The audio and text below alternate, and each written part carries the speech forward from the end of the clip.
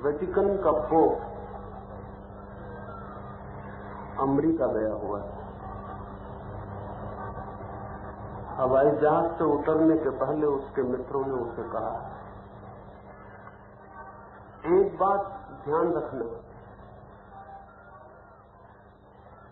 उतरते ही हवाई अड्डे पर पत्रकार कुछ पूछे तो थोड़ा सोच समझ के उत्तर देना, और हां और ना में तो उत्तर देना ही नहीं। जहां तक बन सके उत्तर देने से बचने की कोशिश करना, अन्यथा अमेरिका में आते ही परेशानी शुरू हो जाएगी। पोप जैसा ही हवाई अड्डे पर उतरा वैसे ही पत्रकारों ने उसे घेर लिया और एक पत्रकार ने उससे पूछा, would you like to visit any nudist camp while in New York? क्या तुम कोई दिगंबर क्लब, कोई न्यूडिस्ट क्लब, कोई नग्न रहने वाले लोगों के क्लब में न्यूयॉर्क में रहते समय जाना पसंद करोगे? पोप ने सोचा, हां और ना में उत्तर देना खतरनाक हो सकता है। हां कहने का मतलब होगा कि मैं जाना चाहता हूं देखने, न कहने का मतलब होगा कि जाने से डरता हूं। उत्तर देने से बचने के लिए उसने उल्टा प्रश्न पूछा। उसने पूछा, is there any nudist club in New York? कोई न्यूयॉर्क में नंगे लोगों का क्लब है? फिर बात दूसरी चल पड़ी। उसने सोचा कि छुटकारा हुआ, लेकिन दूसरे दिन सुबह अखबारों में पहले ही पृष्ठ पर बड़े बड़े अक्षरों में खबर छपी थी। खबर थी कि महामहिम परम पूज्य पोप ने हवाई अड्डे पर उतरते ही पत्रकारों से पहली बात ये पूछी, is there any nudist club in New York? कोई नंगे लोगों का क्लब है न्यूयॉर्क में? ये उतरते ही पहली बात पत्रकारों से महामहिम पोप ने पूछी। कुछ ऐसा ही मामला मेरे और पत्रकारों के बीच भी हो गया।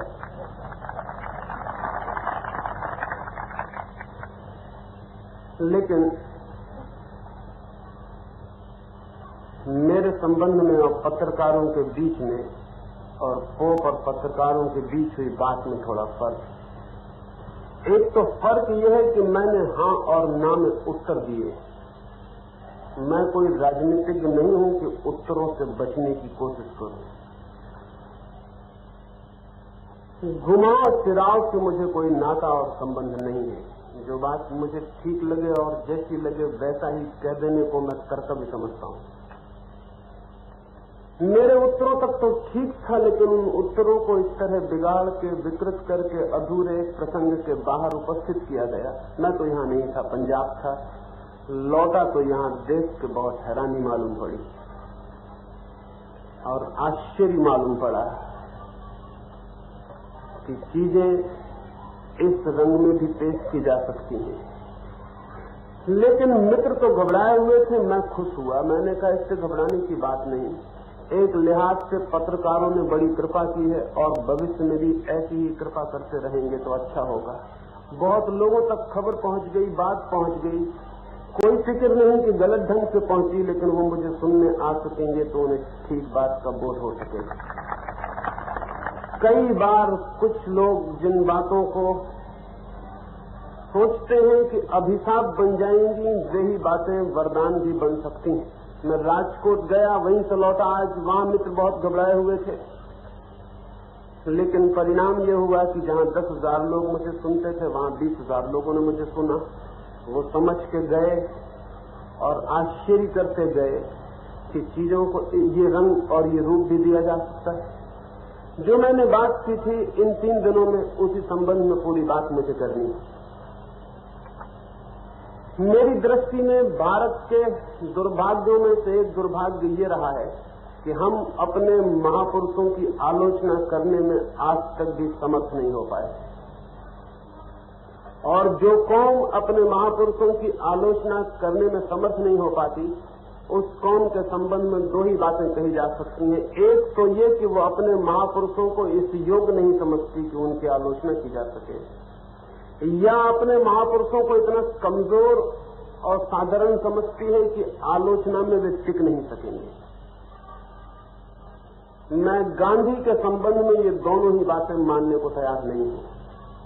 मेरी समझ में गांधी कोई कागजी महापुरुष नहीं है कि आलोचना की वर्षा आएगी और उनका रंग रोगन बह जाएगा। कुछ कागजी महापुरुष होते हैं, उन्हें आलोचना से बचाया जाना चाहिए क्योंकि वे आलोचना में खड़े नहीं रह सकते। लेकिन गांधी को मैं कागजी महापुरुष नहीं मानता। वो कोई कागज की प्रतिमा नहीं है, कच्चे रंग में रंगी हुई, कि वर्षा आएगी आलोचना की और सब नष्ट हो जाएगा। गांधी को मैं दुनिया के उन थोड़े से महापुरुषों में से एक मानता हूं जो पत्थर की प्रतिमाओं की तरह हैं, जिन पर वर्षा होती है तो धूल बह जाती है, प्रतिमा और निखर के प्रकट होती है। गांधी कोई कच्चे महापुरुष नहीं है, लेकिन गांधी के पीछे जो अनुयायियों का वर्ग है वो शायद स्वयं कच्चा है, इसलिए गांधी को भी कच्चा मान लेता है। खुद के भय ही हम अपने महापुरुषों पर भी आरोपित कर देते हैं। हमारी अपनी ही हालतें हम अपने महापुरुषों पर भी थोप देते हैं। गांधी की आलोचना निश्चित की जानी चाहिए, क्योंकि गांधी की आलोचना से गांधी का तो कुछ भी बिगड़ने वाला नहीं है, हमारा जरूर कुछ हित हो सकता है। ये बात अत्यंत अप्रौढ़ और इमेच्योर मालूम होती है कि हम अपने महापुरुषों की सिर्फ पूजा करें और कभी कोई सृजनात्मक आलोचना, कोई क्रिएटिव क्रिटिसिज्म न करें। ये भी कुछ भय मालूम होता है पीछे कि कहीं हमारे महापुरुष की कोई भूल न ख्याल में आ जाए। ध्यान रखना चाहिए कि पृथ्वी पर ऐसा कोई मनुष्य कभी नहीं हुआ है जिससे भूलें न होती हों। एक बात का फर्क होता है, छोटे लोग छोटी भूलें करते हैं, महापुरुष बड़ी भूलें करते हैं। महापुरुष छोटी भूलें नहीं करते। लेकिन पृथ्वी पर कोई मनुष्य कभी नहीं होता जिससे भूल न होती। जिससे भूल नहीं होती है वो मोक्ष चला जाता है, उसे पृथ्वी पर आने की कोई जरूरत ही नहीं होती।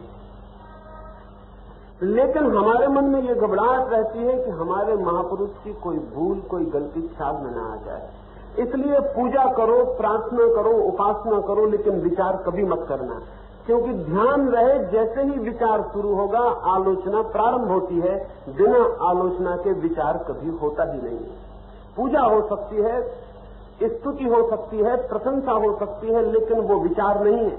और जो कौम अपने महापुरुषों पे विचार नहीं करती उसके महापुरुषों का जीवन व्यर्थ हो जाता है, उसके कौम के काम में ही नहीं आ पाता है। हम 3-4 हजार वर्षों से यही कर रहे हैं। महावीर हैं, बुद्ध हैं, कृष्ण हैं, राम हैं, हमें उनकी पूजा करनी है, विचार उन पर कभी नहीं करना है। ध्यान रहे जिन पर हम विचार नहीं करते उनका हमारे जीवन पर कोई संस्पर्श, हमारे जीवन को परिवर्तन करने वाला कोई भी प्रभाव कभी नहीं पड़ता है। पूजा से हम रूपांतरित नहीं होते हैं, विचार से हम रूपांतरित होते हैं।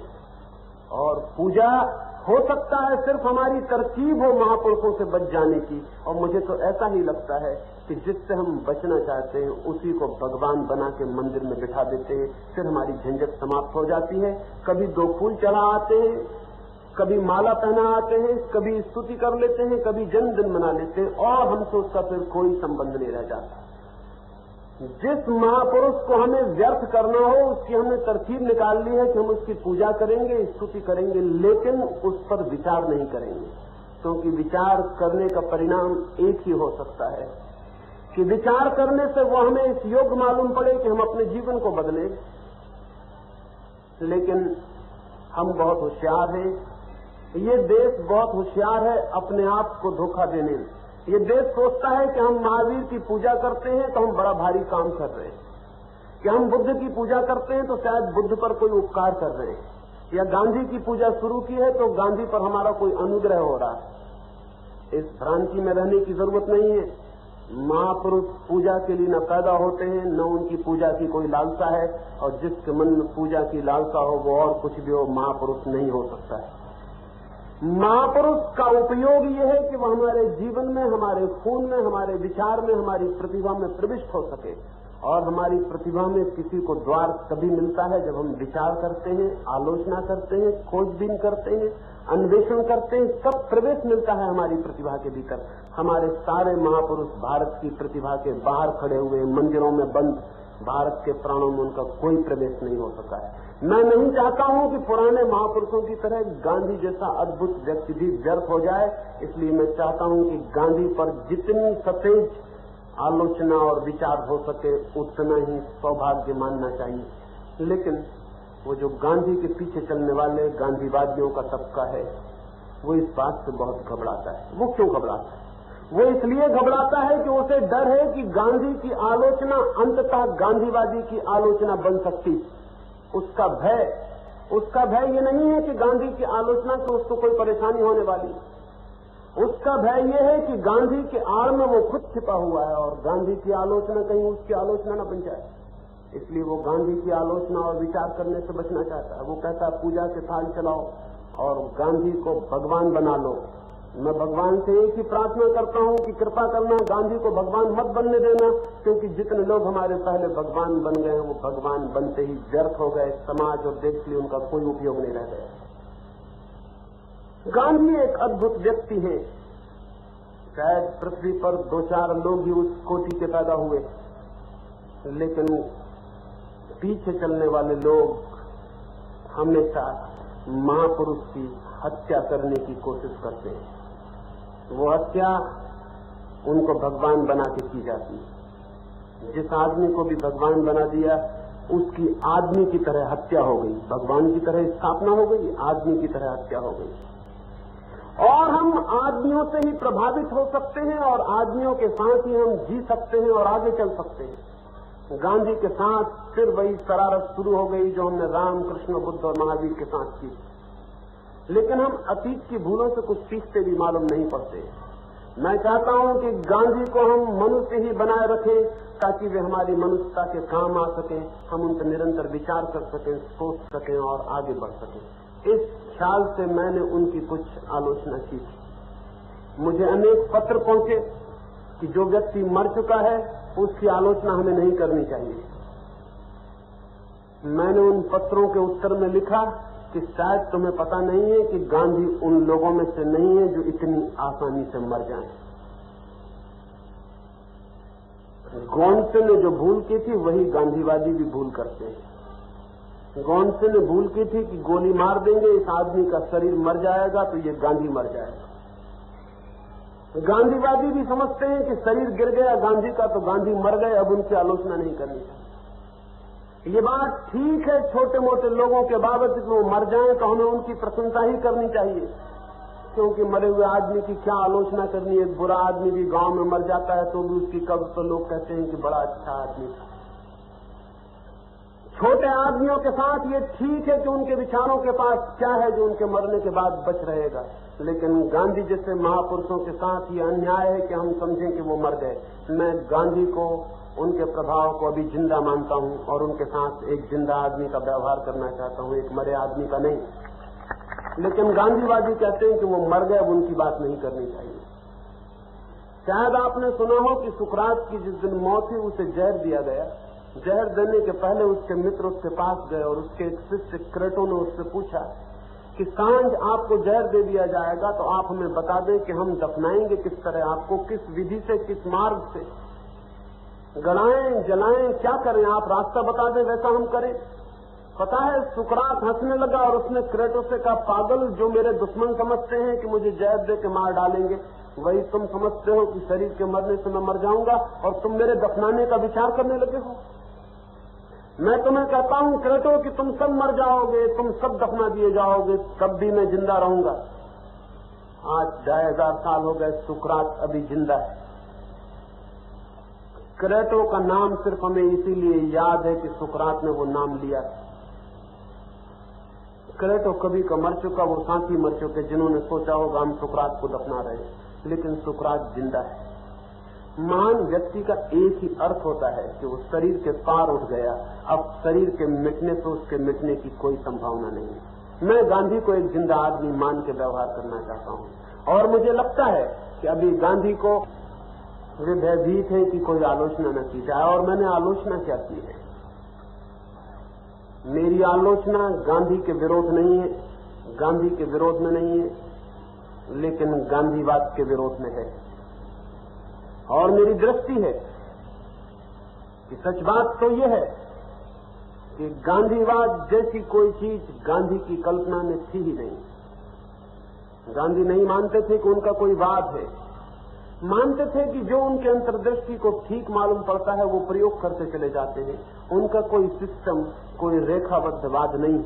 लेकिन गांधी के पीछे जो गिरोह इकट्ठा हुआ उसने गांधीवाद खड़ा कर रखा है। दुनिया में हमेशा अनुयायी पंथ, संप्रदाय और वाद खड़े करते हैं, और जितने पंथ, संप्रदाय और वाद मजबूत हो जाते हैं उतना ही हम और हमारे महापुरुषों के बीच एक पत्थर की दीवार खड़ी हो जाती है जिसको पार करना मुश्किल हो जाता है। गांधी का कोई वाद नहीं है इन अर्थों में, लेकिन गांधी ने जीवन भर जो किया है, जो सोचा है, जो विचारा है वो है, और उस पर हमें बहुत स्पष्ट निर्णय लेना जरूरी है, क्योंकि उसी निर्णय के आधार पर इस देश के भविष्य को बनाने का हम विचार करेंगे। गांधीवादी कहते हैं कि उससे विचार नहीं करना है, जो उन्होंने कहा है उसे वैसा ही मान लेना है। ये बात इतनी अंधी और खतरनाक है कि अगर इन सारी बातों को इसी तरह मान लिया गया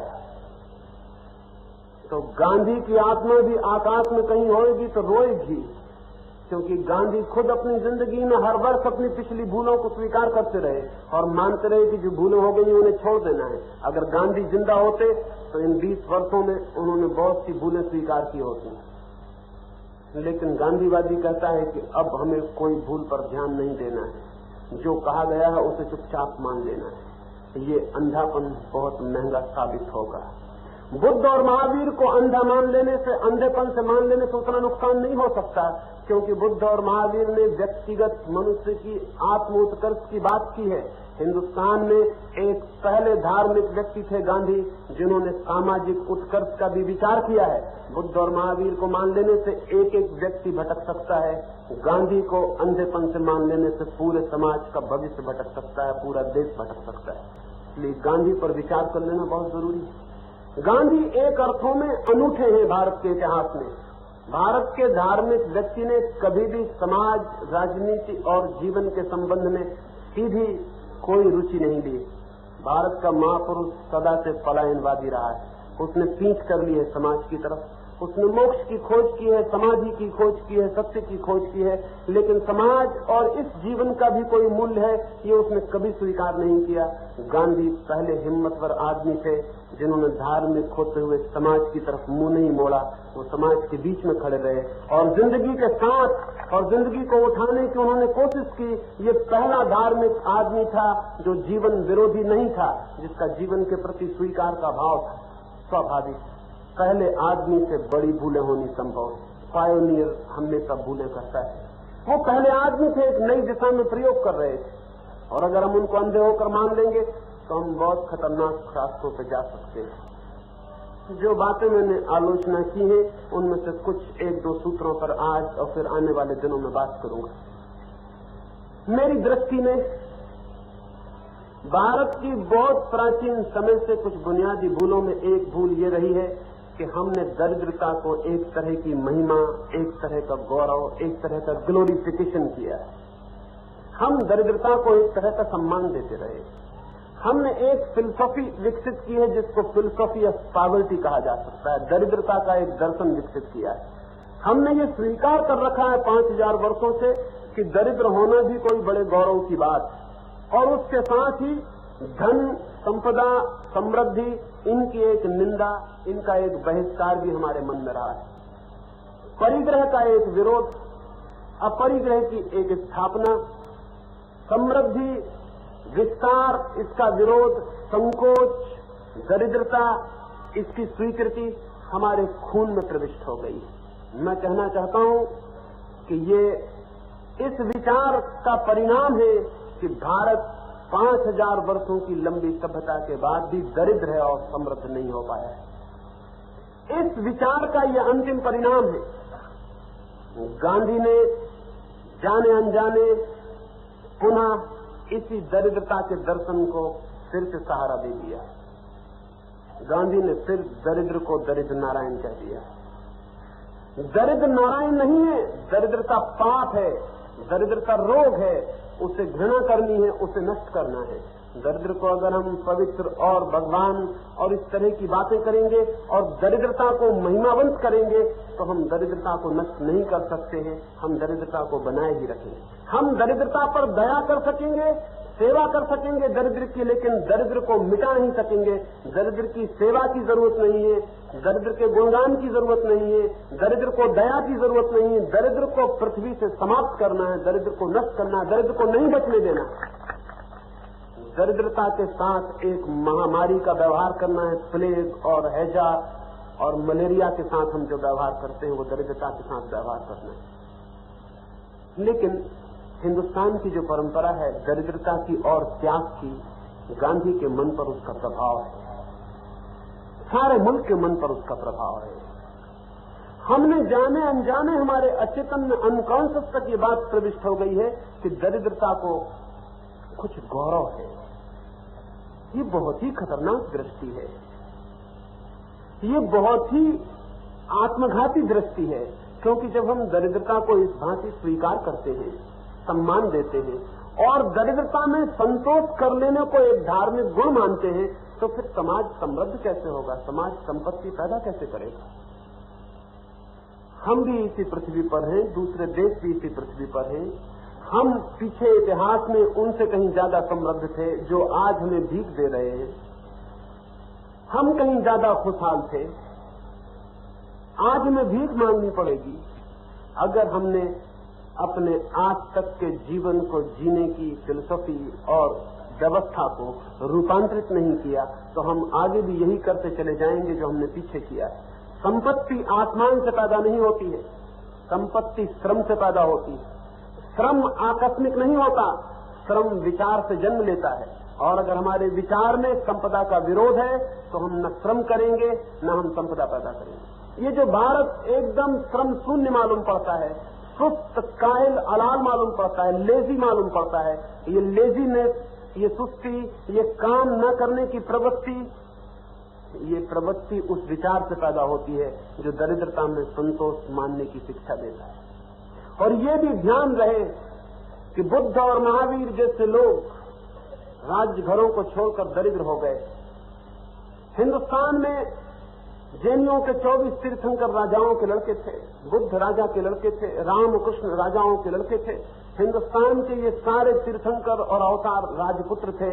ये सारे तीर्थंकर और बुद्ध राजमहलों को छोड़ के दरिद्र हो गए और इनके दरिद्र होने से हमारी दरिद्रता के दर्शन को और सहारा मिला।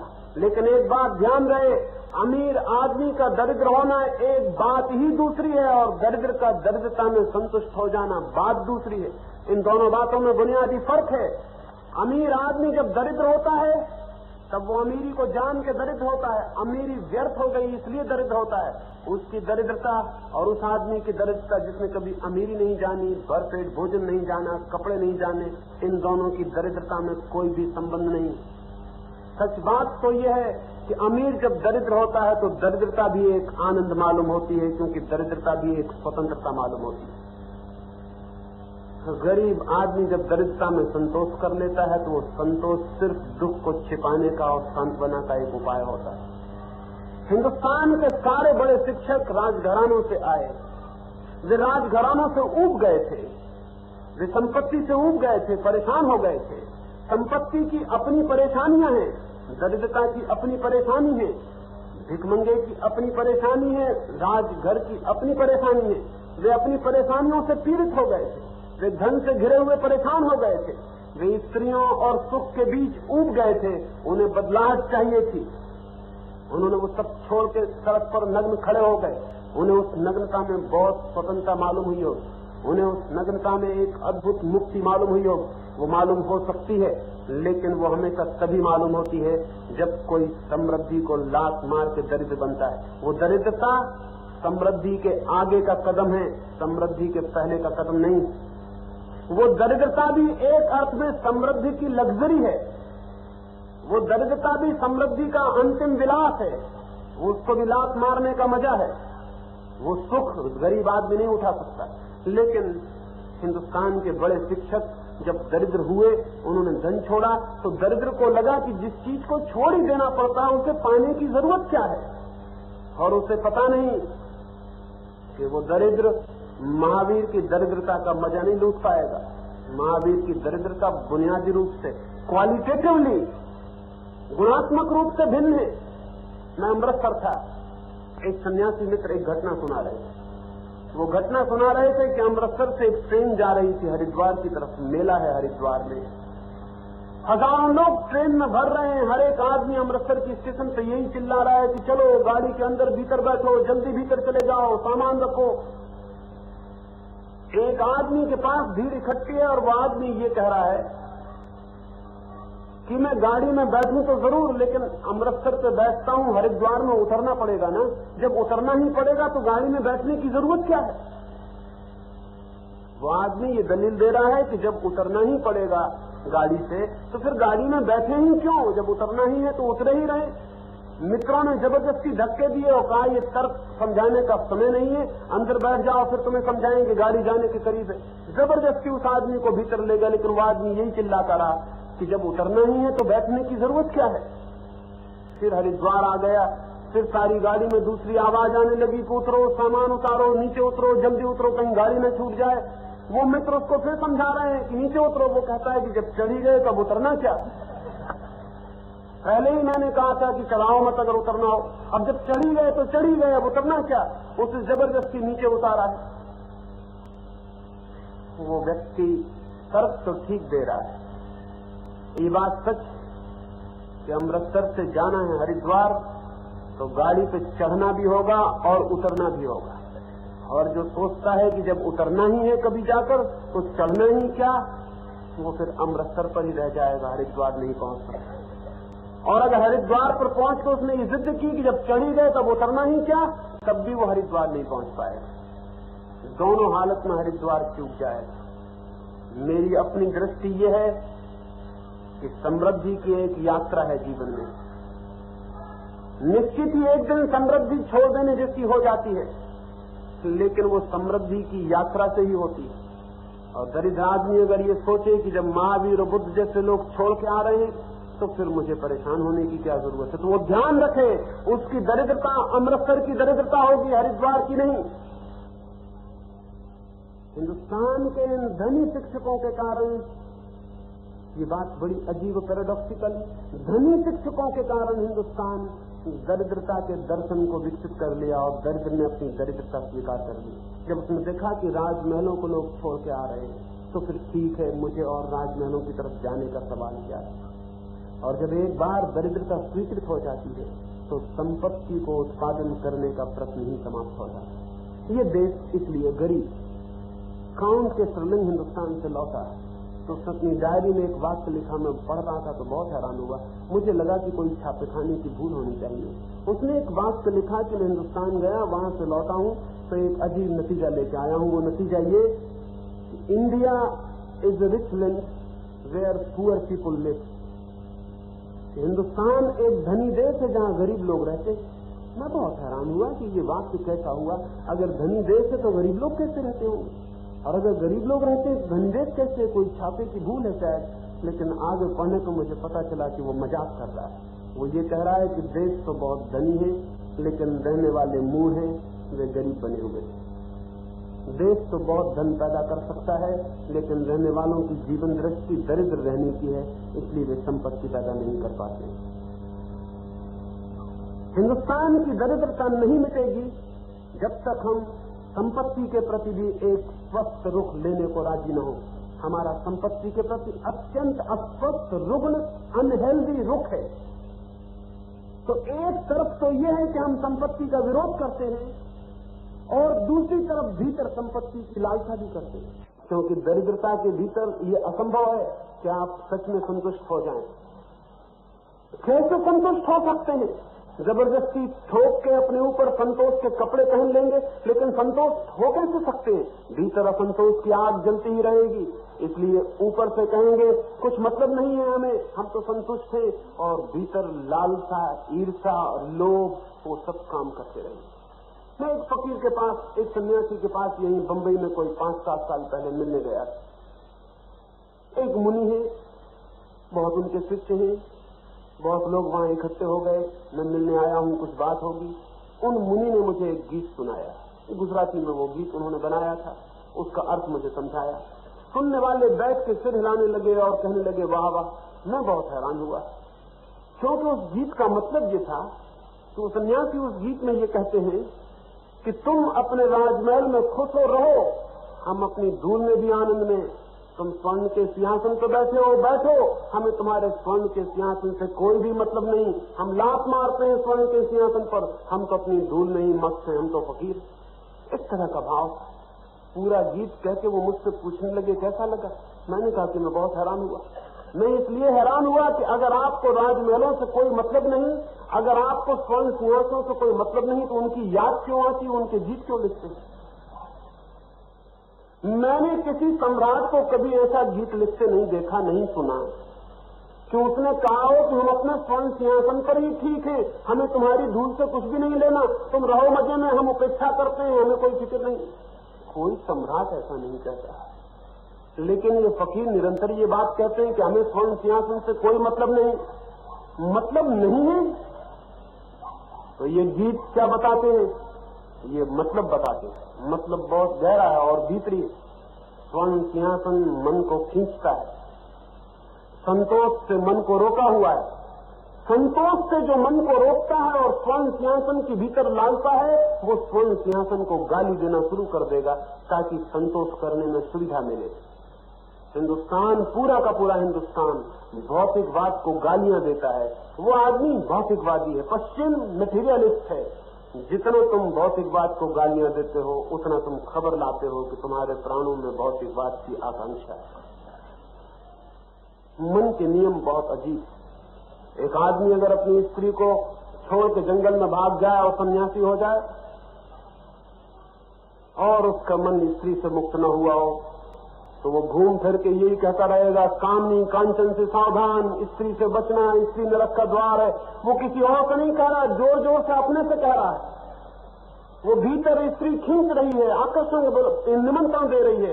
वो कह रही आओ, स्त्री भीतर रूप बन रही है, स्त्री भीतर प्राणों को कस रही है। वो उससे बचने के लिए कह रहा है, कामनी कांचन पाप है, स्त्री नरक का द्वार है, स्त्री से सावधान। दूसरों को समझा रहा है, दूसरों के बहाने अपनी ही वाणी को जोर से सुनने की कोशिश कर रहा है ताकि भीतर हिम्मत बनी रहे कि स्त्री नरक का द्वार है, बचो, सावधान रहो। जो आदमी वासना से मुक्त हो जाएगा, उसे स्त्री नरक का द्वार कैसे दिखाई पड़े? जिस आदमी का मन सेक्स से मुक्त हो गया हो, उस आदमी को स्त्री और पुरुष में भेद दिखाई पड़ेगा। बुद्ध एक जंगल में बैठे थे, एक पहाड़ के पास। कुछ लोग शहर से आए थे, युवक, एक वेश्या को लेकर जंगल में पिकनिक के लिए, आमोद प्रमोद के लिए। वे तो सब नशे में चूर हो गए। वेश्या ने देखा कि वे बेहोश हो गए हैं नशे में, वो भाग खड़ी हुई। उसके सारे वस्त्र उन्होंने छीन रखे थे, वो नग्न थी। जब वो भाग गई, उन्हें कुछ होश आया तो उन्होंने कहा वो वेश्या भाग गई, तो उसे खोजने जंगल में निकले। रास्ते पर बुद्ध को बैठे देखा तो उनके पास जाकर कहा कि बनते, यही एक रास्ता है, जरूर यहां से एक स्त्री को आपने भागते देखा होगा। स्त्री नग्न थी, वेश्या थी, आपको ख्याल है वो कहां गई? यहीं से रास्ते बढ़ जाते हैं, हम उसे खोजने कहां जाएं? बुद्ध ने कहा कोई निकला जरूर था, लेकिन वो स्त्री थी या पुरुष ये पहचानना बहुत मुश्किल। कोई निकला जरूर था, लेकिन वो स्त्री थी या पुरुष ये मुझे याद नहीं, क्योंकि जब से मेरे भीतर से वासना उठ गई, तब से मेरे भीतर का पुरुष मर गया। जब से मेरा पुरुष मर गया, तब से बाहर की स्त्री उस तरह नहीं दिखाई पड़ती जैसे पहले दिखाई पड़ती। ये बुद्ध जैसा आदमी स्त्री को नरक का द्वार कैसे कहेगा? नहीं, जो स्त्री को नरक का द्वार कह रहा है, उसके भीतर स्त्री का आकर्षण शेष है। जो संपत्ति को गाली दे रहा है, उसके भीतर संपत्ति का आकर्षण शेष है। जो कह रहा है कि सोना मिट्टी है, वो अपने को समझा रहा है सोना अभी पूरी तरह सोना है और प्राणों को खींच रहा है। भारत ने एक तरफ दरिद्रता की बातें सीख ली और दूसरी तरफ लोभ, दूसरी तरफ ईर्ष्या और दूसरी तरफ धन की वासना तीव्र से तीव्र होती चली गई। ये एक अद्भुत घटना घट गई। ऊपर से हम दरिद्र हैं, दरिद्रता में संतोष की बात भी करते हैं, और भीतर हमसे ज्यादा ग्रीडी, हमसे ज्यादा लोभी जमीन पर आदमी खोजने मुश्किल।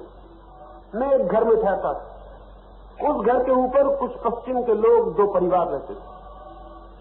उस घर में जब भी मैं ठहरा तो उस घर के लोगों ने मुझे कहा ये पश्चिम के लोग बड़े भौतिकवादी हैं, सिवाय खाने पीने के, सिवाय नाच गाने के इन्हें कुछ भी मतलब नहीं, एकदम भौतिकवादी हैं। जब भी मैं गया मुझे वो यही कहते थे, रात 12 बजे तक नाचते रहते हैं, बस खाना और पीना और नाचना यही जिंदगी है। फिर एक बार उनके घर में ठहरा, ऊपर शांति थी, तो मैंने पूछा कि क्या वे लोग चले गए? घर की गृहिणी ने कहा वे लोग चले गए, पर बड़े अजीब लोग, अपना सारा सामान बांट गए। जो नौकरानी बर्तन मलती थी, स्टील के बर्तन थे सब, वो स्त्री मुझसे कहने लगी असली स्टील के बर्तन थे, वो सब नौकरानी को ही दे गए। रेडियो था, रेडियोग्राम था, वो सब बांट गए। बड़े अजीब लोग थे। मैंने उस स्त्री को पूछा कि तू तो निरंतर कहती थी कि ये बड़े भौतिकवादी लोग हैं, नाचते हैं, गाते हैं, खाते हैं, पीते हैं और कुछ नहीं करते, बहुत मटेरियलिस्ट थे, लेकिन ये सारी चीजें बांट के चले गए, तू भी इस तरह सारी चीजें बांट सकती है? मैंने कहा मैं कैसे बांट सकते हैं? मेरे मन में तो यही लगा रहा कि कुछ हमें भी दे जाएं तो अच्छा। मैंने पूछा वो तुझे कुछ दे गए? उसने कहा कि मुझे दे नहीं गए क्योंकि उन्होंने सोचा होगा इनके पास तो सब है, शायद ये लेने से इनकार कर दे। तो तेरे पास कोई निशानी नहीं? तो उसने कहा एक निशानी है, वो एक रस्सी बंधी हुई छोड़ गए थे, वो मैं खोल लाई। कपड़े टांगने की रस्सी थी, लेकिन रस्सी प्लास्टिक की है और बहुत अच्छी, वो भर मैं खोल लाई हूं, वो भर निशानी रह गई। वो चले गए तो मैं रस्सी खोल लाई। ये स्त्री रोज मंदिर जाती है, ये रोज सुबह से उठ के भक्तांबर पढ़ती है, ये बड़ी धार्मिक है, ये उपवास भी करती है और ये सोचती है कि मैं भौतिकवादी नहीं हूं। और वे लोग जो नाचते थे और गीत गाते थे वे ऐसे भौतिकवादी मालूम पड़ते थे।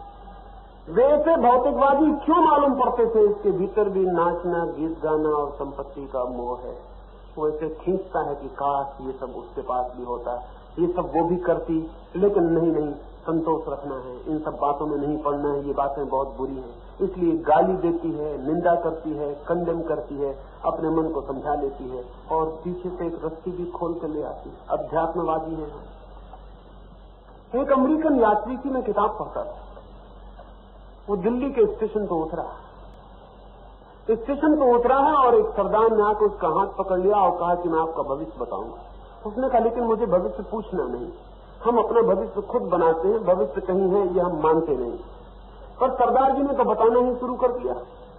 वो तो हाथ जोर से पकड़े हुए और वो आदमी बेचारा शिष्टाचार में सिर्फ हाथ पकड़ाए हुए छोड़ नहीं रहा। ठीक है, वो कह रहा है कि मुझे पूछना नहीं है, मुझे कुछ जानना नहीं है, लेकिन सरदार जी तो बताना शुरू कर दिए हैं कि ये होगा, ये होगा, ये होगा भविष्य में।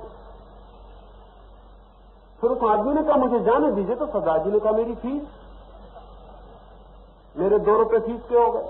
उस आदमी ने कहा ठीक है, हालांकि मैं मना कर रहा था और आपने जबरदस्ती बताया, लेकिन फिर भी आपने इतना श्रम किया, ये 2 रुपए आप ले लें। लेकिन 2 रुपए लेकर सरदार जी ने हाथ छोड़ा नहीं, वो और बताने लगे। उसने कहा कि देखिए अब हाथ छोड़ दीजिए क्योंकि फिर आपकी फीस हो जाएगी, लेकिन सरदार जी बताए चले जा रहे हैं। उसने कहा कि मुझे जाना है, जबरदस्ती हाथ छुड़ाया। तो सरदार जी ने कहा कि 2 रुपए मेरी फीस और हो गई। आदमी ने कहा कि अब मैं 2 रुपए आप नहीं दूंगा, तो जबरदस्ती की बात है। तो सरदार जी ने क्या कहा? सरदार जी ने कहा यू मटेरियलिस्ट, 2 रुपए के लिए मरे जाते हो, भौतिकवादी हो, 2 रुपए में जान निकली जाती। उस आदमी ने अपने संस्मरण में लिखा है कि मैं तो दंग रह गया। भौतिकवादी कौन था? मैं था भौतिकवादी। सारी पृथ्वी पर हमसे ज्यादा भौतिकवादी लोग खोजने मुश्किल है, क्योंकि दरिद्र आदमी कभी भी भौतिकवाद से ऊपर नहीं उठ सकता।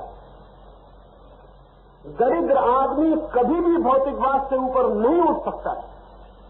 समृद्ध आदमी ही भौतिकवाद से उठ सकता है ऊपर, क्योंकि समृद्धि को पाके उसे पता चलता है कुछ भी नहीं है समृद्धि में। धन पाके दिखाई पड़ता है धन में कुछ भी नहीं है।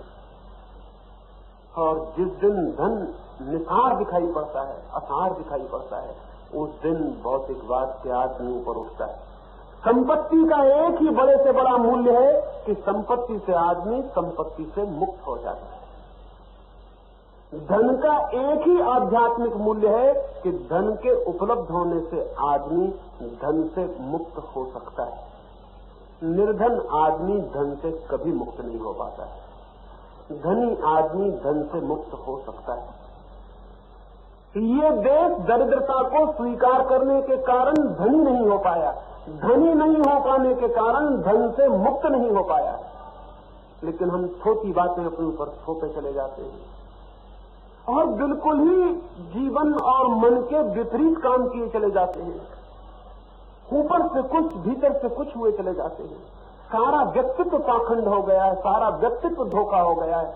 और मैंने इसलिए कहा कि गांधी की दरिद्रता की शिक्षा फिर खतरनाक है, फिर वो हमारी पुरानी शिक्षा का ही फल है, फिर वो पुरानी शिक्षा का फिर से पुनरुक्तिकरण है। नहीं, गांधी बहुत प्यारे आदमी हैं, गांधी बहुत अद्भुत आदमी हैं, लेकिन उनके दरिद्रता के दर्शन को अगर भारत ने स्वीकार किया तो भारत कभी समृद्ध नहीं हो सकेगा, और समृद्ध नहीं हो सकेगा तो भारत कभी धार्मिक भी नहीं हो सकता। मेरी दृष्टि में धार्मिक होने के लिए देश का समृद्ध होना अत्यंत आवश्यक है। दरिद्र आदमी कैसे धार्मिक हो सकता है? जिसकी रोटी की जरूरतें पूरी नहीं होती वो परमात्मा की जरूरत पैदा ही कैसे कर सकता है? परमात्मा मनुष्य की अंतिम जरूरत है, लास्ट नेसेसिटी है। जब जीवन की सारी प्राथमिक जरूरतें पूरी हो जाती हैं तो अंतिम जरूरत का ख्याल आता है। और हम इस देश में गरीब आदमियों को परमात्मा की शिक्षाएं दिए चले जाते हैं। गरीब आदमियों को परमात्मा की शिक्षा देना अन्याय है। और गरीब आदमी अगर परमात्मा की बातें सुनने भी आता है और परमात्मा के मंदिर में प्रार्थना भी करने जाता है तो आप ये मत सोचना कि वो परमात्मा के पास जा रहा है। जब वो परमात्मा के सामने हाथ जोड़ के खड़ा होता है तब भी उसके मन में यही प्रार्थना होती है कि कल मुझे रोटी मिल सकेगी ना, मेरा बच्चा बीमार है वो ठीक हो सकेगा ना, मेरा काम छूट गया है मुझे काम मिल सकेगा ना। वो परमात्मा के पास भी रोटी रोजी के लिए ही पहुंचता है, परमात्मा के लिए नहीं पहुंच सकता है। वो परमात्मा के पास भी जाता है तो बुनियादी कारण उसका भौतिक होता है, आध्यात्मिक नहीं हो सकता है। आध्यात्मिक जीवन की जरूरत जीवन की सामान्य स्थिति सुविधा उपलब्ध होने पर ही पैदा होती है। जब भारत थोड़ा समृद्ध था तो भारत धार्मिक था। इधर 2000 वर्षों से वो निरंतर दरिद्र से दरिद्र होता चला गया। आज वो दरिद्रता के गड्ढे में खड़ा है, वो धार्मिक नहीं हो सकता, उसके धार्मिक होने का कोई उपाय नहीं है। इस बात की संभावना है कि आने वाले 50 वर्षों में अमेरिका धार्मिक हो सके, रूस धार्मिक हो सके, भारत के धार्मिक होने की कोई संभावना नहीं। अमेरिका को धार्मिक होना पड़ेगा, रूस को धार्मिक होना पड़ेगा, क्योंकि जैसे ही जिंदगी की सामान्य जरूरतें पूरी हो जाती हैं, जैसे ही शरीर की जरूरतें पूरी हो जाती हैं, पहली बार आदमी की आंखें उस तरफ उठती हैं जो शरीर के ऊपर। शरीर की झंझट जैसे ही छुट्टी हो जाती है शरीर से आदमी आत्मा की तरफ उन्मुख होता है।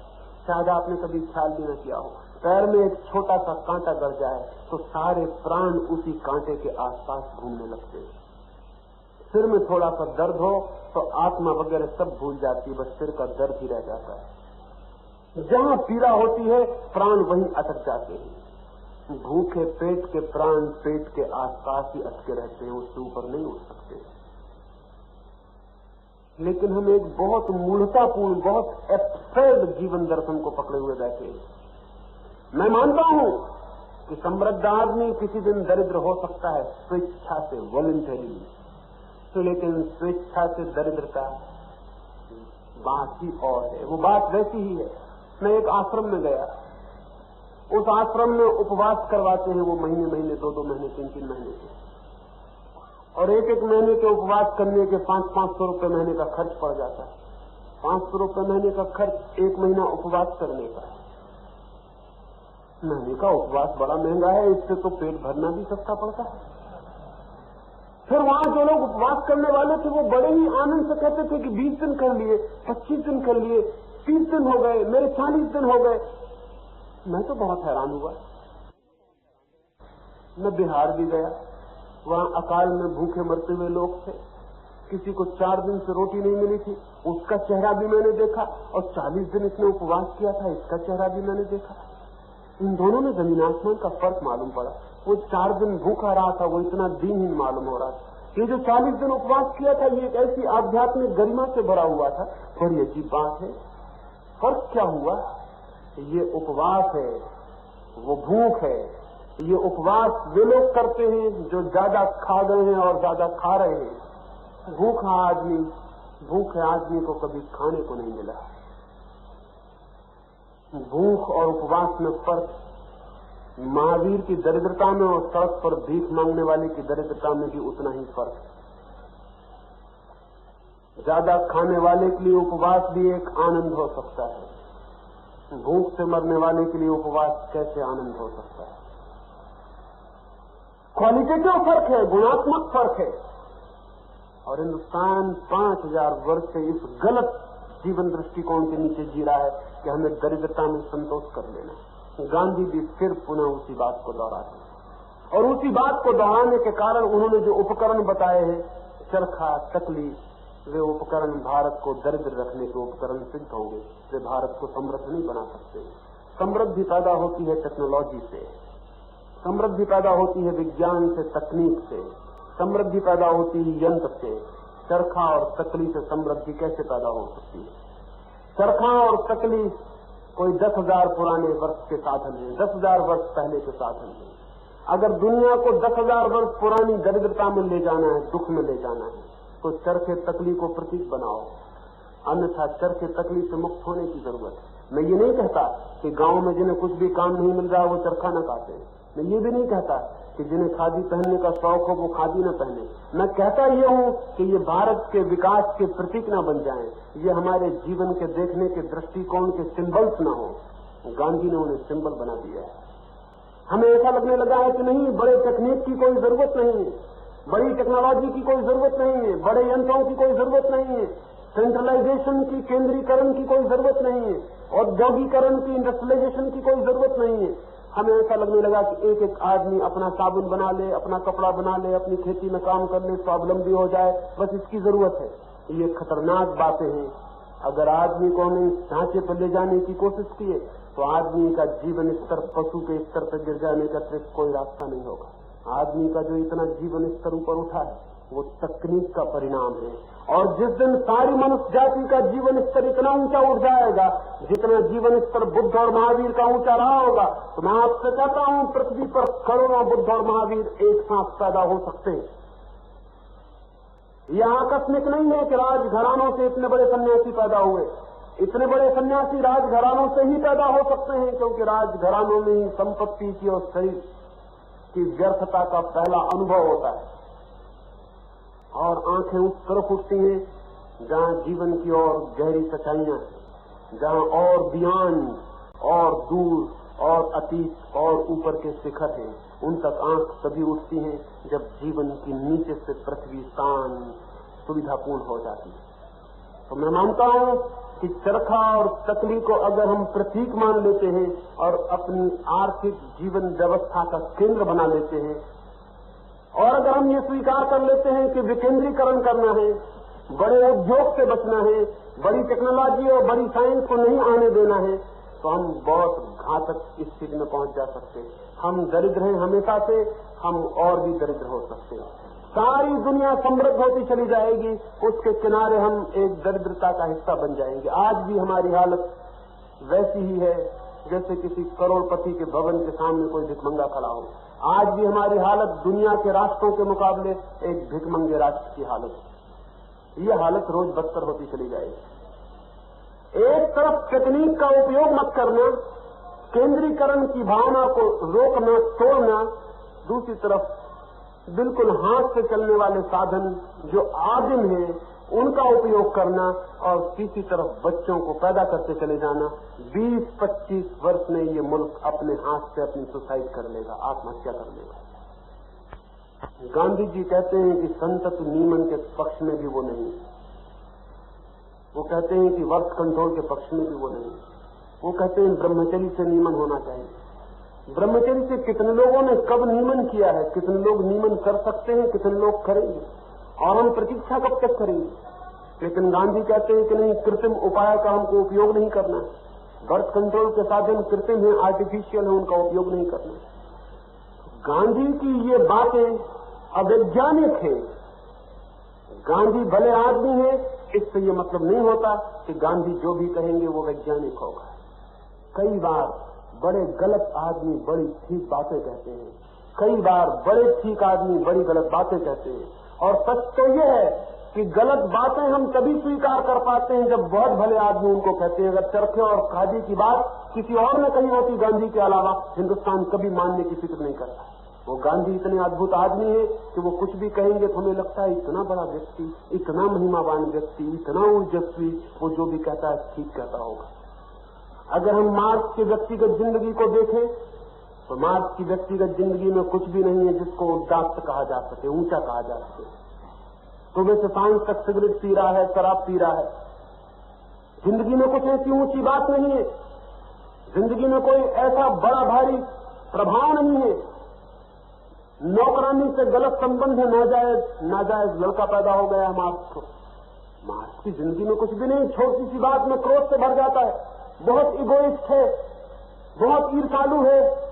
लेकिन मार्क्स ने समाज के लिए जो विश्लेषण दिया है वो सत्य है। गांधी बहुत अच्छे आदमी है, न सिगरेट पीते हैं, न किसी नौकरानी से कोई गलत संबंध है, न कोई नाजायज बच्चा पैदा हुआ है। जीवन एकदम पवित्र कथा है, जीवन एक शुभ्र कथा है। लेकिन गांधी ने जो विश्लेषण किया है समाज का वो अवैज्ञानिक और गलत। गांधी जैसे आदमी चाहिए पृथ्वी पर, लेकिन समाज मार्क्स जैसा चाहिए। गांधी का समाज का विश्लेषण अवैज्ञानिक है। लेकिन गांधीवादी कहते हैं मैं इस पर बात ही न करूं। वे कहते हैं इस पर बात ही मत करिए। इस पर बात नहीं करने का मतलब है कि देश में आग लग रही हो, हम बैठ के देखते रहें। गांधीवादी मुझे कहते हैं कि आप तो धार्मिक आदमी हैं, आप किन बातों में पड़ते हैं। एक धार्मिक आदमी निकलता और एक मकान में आग लगी हो और वो चिल्ला के कह दे कि मकान में आग लगी है, पानी ले आओ, तो उससे आप कहेंगे कि आप तो धार्मिक आदमी हैं, आप इस झंझट में कहां पड़ते हैं, लगने दो आग, आप अपना भजन कीर्तन करो। मुरारजी भाई ने मेरे संबंध में बात करते हुए राजकोट में परसों कहा कि पहले तो राजनीतिक और आर्थिक लोग गांधी जी की आलोचना करते थे, अब आध्यात्मिक लोग भी उनकी आलोचना करने लगे। जैसे कि आध्यात्मिक आदमी का गांधी जी की आलोचना करना अनिवार्य रूप में कोई अपराध हो। मैं मुरारजी भाई को कहना चाहता हूं, गांधी जी को राजनीतिक और आर्थिक लोग को समझ ही नहीं सकते, आलोचना क्या करेंगे। गांधी को तो आध्यात्मिक लोग ही समझ सकते हैं और विचार कर सकते हैं, क्योंकि गांधी मूलतः राजनीतिक नहीं है, न आर्थिक विचारक है। गांधी मूलतः एक आध्यात्मिक संत है। गांधी के आसपास जो राजनीतिक इकट्ठे हो गए हैं उन्होंने ही गांधी को बर्बाद किया। और गांधी के पास जो राजनीति का जाल खड़ा हो गया, उस जाल ने ही गांधी की प्रतिमा को वो जितनी सुंदर हो सकती थी, जितनी पवित्र हो सकती थी, उसकी पवित्रता और सुंदरता में भी कमी की। गांधी मूलतः एक आध्यात्मिक व्यक्ति है, राजनीति से उनका कोई बुनियादी संबंध नहीं है। राजनीति एक आपद धर्म थी, एक मजबूरी थी, मुल्क में एक आग थी, गुलामी थी, उसे दूर करने को उन्हें कूद पड़ना पड़ा। लेकिन मूलतः वे परमात्मा की खोज में जाने वाले एक साधक हैं, और उन पर आध्यात्मिक लोग विचार न करें, ऐसा अगर मुरारजी भाई सोचते हो तो बहुत गलत सोचते हैं। गांधी पर हिंदुस्तान के आध्यात्मिक चिंतकों को बार बार विचार करना पड़ेगा, क्योंकि गांधी ने आध्यात्मिक जीवन और सामान्य जीवन के बीच एक सेतु निर्मित किया है। लेकिन इसका मतलब ये नहीं है कि गांधी आध्यात्मिक व्यक्ति है इसलिए जो भी कहेंगे वो सत्य होगा। हमारी पुरानी धारणा ये है, हम समझते हैं कि महावीर को चूंकि आत्मज्ञान मिला, परमात्मा का अनुभव हुआ, इसलिए महावीर जो भी कहेंगे वो सच होगा। ये गलत है बात। महावीर का सब कहा हुआ सच नहीं हो सकता, बुद्ध का सब कहा हुआ सच नहीं हो सकता, गांधी का सब कहा हुआ भी सच नहीं हो सकता।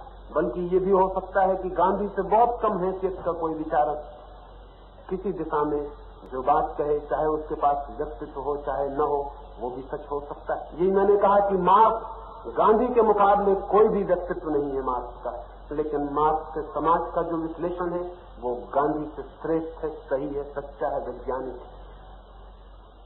इसलिए मैं मानता हूं कि गांधी जैसे पृथ्वी पर जितने लोग बढ़ जाएंगे पृथ्वी उतनी अच्छी होगी। लेकिन गांधी की जो जीवन रचना की कल्पना है वो कल्पना अवैज्ञानिक है, आदिम है, प्रिमिटिव है, पिछड़ी हुई है और उसके आधार पर चलकर इस देश के सौभाग्य का उदय नहीं हो सकता है। मैं मानता हूं कि ये आलोचना और विचार किया जाना जरूरी नहीं। मैं ये नहीं कहता हूं कि मैं जो कहता हूं वो सही होना ही चाहिए, वो मैं कभी भी नहीं कहता हूं। ये मैं नहीं कहता हूं कि मैंने जो कहा वो सत्य है ही, वो मैं कभी नहीं कहता हूं। ये भी मैं नहीं कहता कि मेरी बात आपको मान लेनी चाहिए। मैं इतना ही कहता हूं कि मैं जो कहता हूं वो विचारणीय है, उस पर विचार किया जाना जरूरी है। हो सकता है मेरी बातें गलत हों, तब विचार करके उनको फेंक देना चाहिए। हो सकता है उसमें कोई बात आपके विवेक को सच मालूम पड़े, तब वो मेरी नहीं रह जाती, वो आपकी अपनी हो जाती। लेकिन जो पंथवादी होते हैं वो कहते हैं विचार ही नहीं करना है, विचार की हत्या करना चाहते हैं। मैं गुजरात गया तो वहां मुझे लोगों ने कहा कि इंदुलाल याग्निक ने कहा कि मेरा बहिष्कार करेंगे, गुजरात में नहीं आने देंगे। मैंने कहा अगर गुजरात पागल होगा तो इंदुलाल की बात मानेगा, गुजरात पागल नहीं।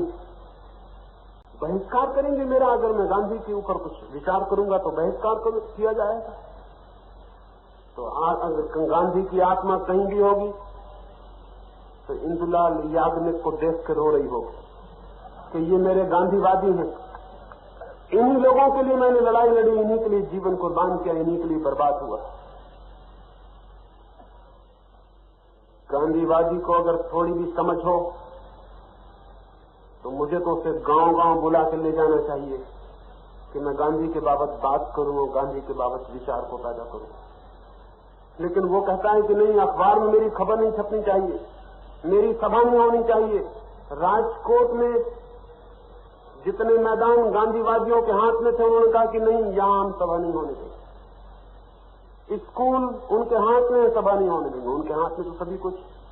लेकिन इससे क्या फर्क पड़ता है, इससे क्या सभा नहीं होगी? लेकिन इस बात की रोक के वो क्या बताते हैं? वो बताते हैं कि कितना समझे गांधी की अहिंसा को, कितना समझे गांधी के अध्यात्म को, कितना समझे गांधी के विचार को। यही समझे। दिल्ली में बोला, दूसरे दिन ही मुझे एक पत्र आया, किसी गांधीवादी ने पत्र लिखा और मुझे लिखा कि महाशय आपको फौरन सेंट्रल जेल भेज दिया जाना चाहिए। मैंने आंख बंद करके गांधी को धन्यवाद दिया। मैंने कहा कि मेरी उम्र कम थी, इसलिए आपके सत्संग का मौका नहीं मिला, नहीं तो आपके सत्संग में जेल जाना ही पड़ता। लेकिन आश्चर्य, आप मर गए, फिर भी प्रभाव आपका काफी है। जरा आपसे दोस्ती दिखाई, आपकी बात की कि जेल जाने की बात होने लगी। गांधी अगर जिंदा होते तो इस बात के 100 में से 100 मौके हैं कि गांधीवादियों की जेल में उनको सड़ना पड़ता। ये गांधीवादी उनको जेल में जरूर भेजता। कि गांधी बुनियादी रूप से एक विद्रोही क्रांतिकारी थे। वो मुल्क में नर्क में ले जाते हुए, मुल्क को नर्क में ले जाते हुए अपने शिष्यों को नहीं देख सकते। वो ये नहीं सोचते कि ये शिष्य मेरे हैं, इसलिए इनसे बगावत कैसे करूं। बगावत की कहानी शुरू हो गई थी। गांधी के हाथ से जैसे ही सत्ता उनके अनुयायियों को मिल गई, वैसे ही गांधी को लगने लगा कि मैं खोटा सिक्का हो गया हूं, मेरा कोई चलन नहीं रहा, मेरी कोई सुनता नहीं। गांधी के शिष्यों को भी लगता था इस बुढ़े से छुटकारा हो जाए तो अच्छा, क्योंकि झंझटें खड़ी करेगा। और गोंड से ने मालूम होता है गांधी के अनुयायियों की प्रार्थना सुन ली और गांधी की हत्या कर दी। गांधी से छुटकारा हो गया। अब मजा से उनकी पूजा करो, प्रार्थना करो, यश गान करो। अब गांधी कोई गड़बड़ नहीं कर सकते। लेकिन इस भूल में मत रहना कि जो देश गांधी पैदा कर सकता है वो 50 गांधी पैदा कर सकता है। गांधी पर विचार किया जाना जरूरी है, उनके एक एक पहलू पर विचार किया जाना जरूरी है। जरूरी नहीं कि जो मैं कहूं वही सच, नहीं, उतनी कोई भी जरूरत नहीं। मेरा निवेदन इतना ही है कि उस पर सोचने के लिए मुक्त मन का आमंत्रण होना चाहिए। वही आमंत्रण मैं देता हूं। ये तो प्रारंभिक बात थी। आज आने वाले 3 दिनों में गांधी के अनेक पहलुओं पर मैं आपसे बात करना चाहूंगा। सुबह आपके प्रश्नों के उत्तर दूंगा। परमात्मा करे गांधी की कामनाएं सफल हो कि इस देश का भविष्य स्वर्णिम बने। परमात्मा करे कि गांधी जिस देश की मुक्त आत्मा को, विचारशील आत्मा को पैदा करना चाहते थे, वो आत्मा पैदा हो सके। मेरी बातों को इतने प्रेम और शांति से सुना, उससे बहुत बहुत अनुग्रहित हूं। और अंत में सबके भीतर बैठे परमात्मा को प्रणाम करता हूं। मेरे प्रणाम स्वीकार करें।